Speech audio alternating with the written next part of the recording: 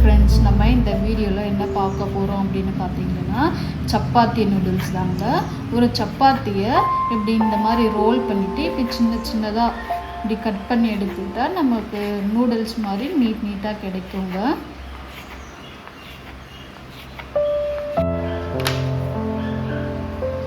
பாருங்கள், இந்த மாதிரி நீட்டாக கிடைக்கும்.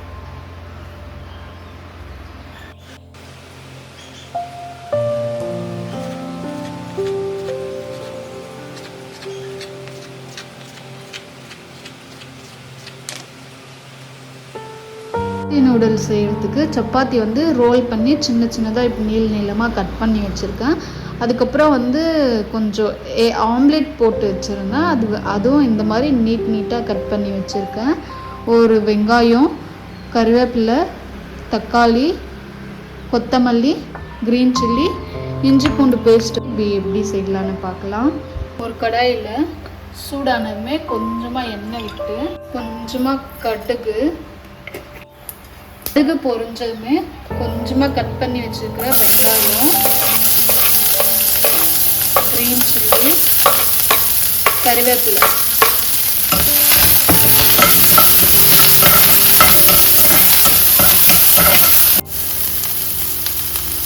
வெங்காயம் நல்லா வதங்கின உடனே தக்காளி,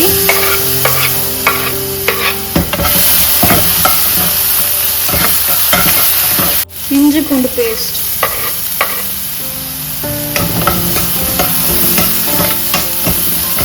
இது எல்லாமே நல்லா பச்சை வாசனை போகிற வரைக்கும் நல்லா வதக்கணுங்க. இது கூட கொஞ்சமாக உப்பு போட்டு வதக்குனீங்கன்னா கொஞ்சம் சீக்கிரமாக வதங்கிடும்.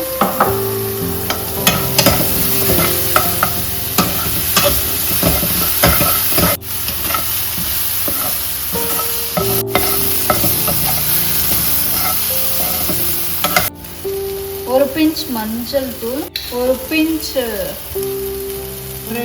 சில்லி, ஒரு பிஞ்ச் வந்து கரம் மசாலா.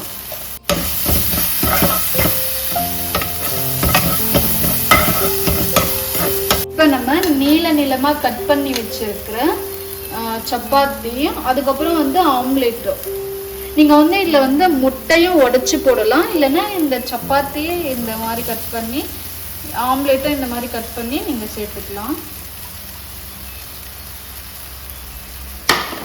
இப்போ இதை நல்லா மிக்ஸ் பண்ணணும்.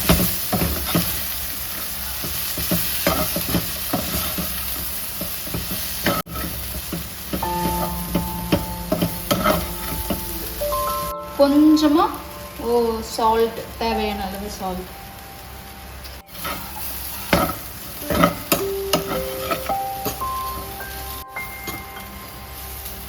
கொத்தமல்லி,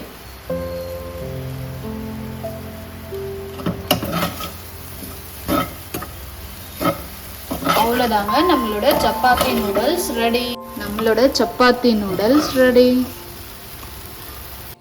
சப்பாத்தி நூடுல்ஸ் ரெடிங்க. நீங்களும் இந்த மாதிரி செஞ்சு பார்த்துட்டு எப்படி இருக்குது அப்படின்னு மறக்காமல் கமெண்ட்டில் ஷேர் பண்ணுங்கள். நெக்ஸ்ட் வீடியோவில் பார்க்கலாம். பாய்.